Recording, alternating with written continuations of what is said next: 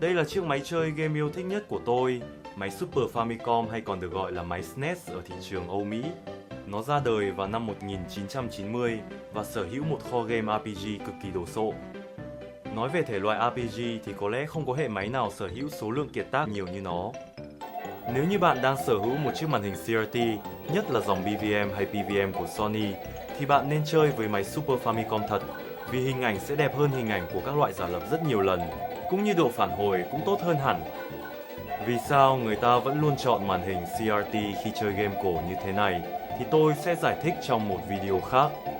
Tuy nhiên, chiếc TV CRT chính là trở ngại lớn nhất để bạn có thể chơi game trên chiếc máy này, bởi vì ngày nay rất khó để tìm mua được nó, do các hãng đã ngừng sản xuất loại màn hình này được vài chục năm rồi.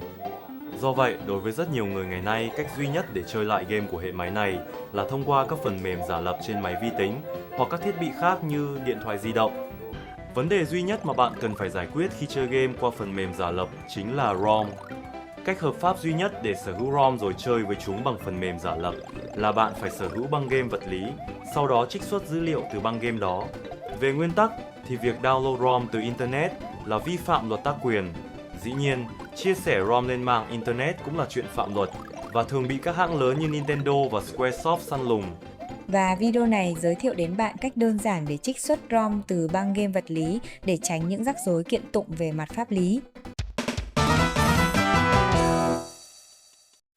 Có lẽ bạn sẽ sốc khi biết giá game trong thập niên 1990, băng game Super Famicom hay SNES trong khoảng thời gian đó có mức giá trung bình khoảng 60 đô la Mỹ.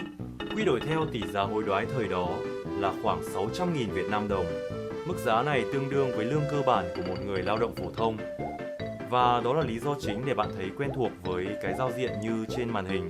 Hầu hết các cửa hàng trò chơi điện tử trong nước thời đó đều sử dụng các thiết bị ngoại vi như đầu Super UFO, đầu Alma để chơi game từ đĩa mềm thay vì phải mua băng gốc đắt đỏ.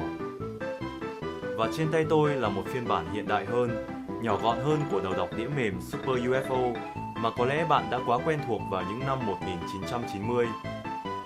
Băng game Super UFO Pro 8 này được sản xuất vào năm 2012. Nó làm được mọi việc mà đầu Super UFO làm được vào những năm 1990. Mặc dù nhà sản xuất công bố công dụng của những thiết bị ngoại vi này là dùng để sao lưu game, nhưng đại đa số dân ta thời đó chỉ dùng nó để chơi game từ đĩa mềm.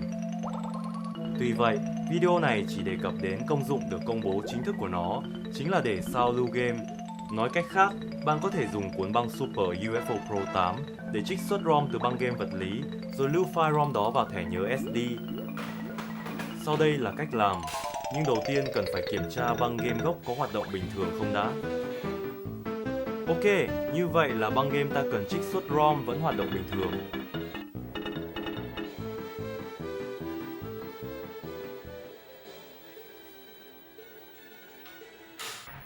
Tiếp theo là gắn băng game mà ta cần trích xuất ROM lên trên Super UFO Pro 8.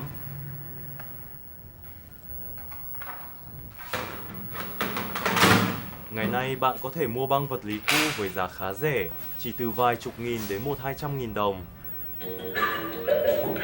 Sau khi cắm băng Super UFO Pro 8 lên trên máy game thì khởi động máy Super Famicom. Lưu ý là băng UFO phải đủ combo gồm thẻ SD bên trong nó và băng game đối tượng cắm lên trên nó. Sau đó thì truy cập vào menu Backup, chọn dòng thứ hai từ trên xuống để chuyển ROM từ băng game vào trong bộ nhớ của băng UFO. Lúc này thì toàn bộ nội dung ROM từ băng game đã được copy vào trong bộ nhớ của UFO. Việc cần làm tiếp theo là chuyển phần dữ liệu ROM đang nằm trong bộ nhớ của UFO sang thẻ SD. Để làm việc này thì bạn cần chọn dòng thứ tư từ trên xuống trong menu Backup. Tại đây bạn có thể đặt tên cho file ROM vừa trích xuất. Cần lưu ý là băng UFO này sử dụng cách đặt tên file giống hệ điều hành DOS ngày xưa, nghĩa là bạn không thể đặt tên dài quá 8 ký tự. Sau khi quyết định tên ROM thì bạn cần đợi một lát để chuyển ROM từ bộ nhớ của UFO sang thẻ SD. Hẳn là cảnh tượng loading này rất quen thuộc trong ký ức thời thơ ấu của bạn phải không? Sau khi quá trình chuyển dữ liệu sang thẻ SD kết thúc thì bạn có thể copy file này sang máy tính hoặc các thiết bị di động để chơi bằng phần mềm giả lập. Dĩ nhiên là bạn cũng có thể chơi file ROM vừa trích xuất bằng chính băng UFO, miễn là file đó còn nằm trong thẻ SD. Đây cũng là điểm khác biệt lớn giữa đầu UFO trước đây và phiên bản băng UFO 2012 này. Nếu như đầu UFO ở thế kỷ trước dùng đĩa mềm làm phương tiện trung gian để giao lưu thì băng UFO 2012 lại dùng thẻ SD. Hẳn nhiên là bạn biết cái nào tốt hơn rồi đó. Có thể đĩa mềm chứa nhiều kỷ niệm trong ký ức nhưng nó lại là phương tiện lưu trữ khá kém vì dễ hỏng hóc, tốc độ đọc và ghi không cao và cũng chỉ chứa được 1,40 MB cho mỗi đĩa. Nếu là dân chơi RPG dài hơi thì hẳn là thời đó bạn từng giữ những chiếc đĩa mềm để lưu trữ file save của game và chắc hẳn bạn cũng đã từng có trải nghiệm đau thương khi cái đĩa mềm lăn đùng ra chết khiến bạn mất hết công sức cày cuốc hàng chục tiếng đồng hồ.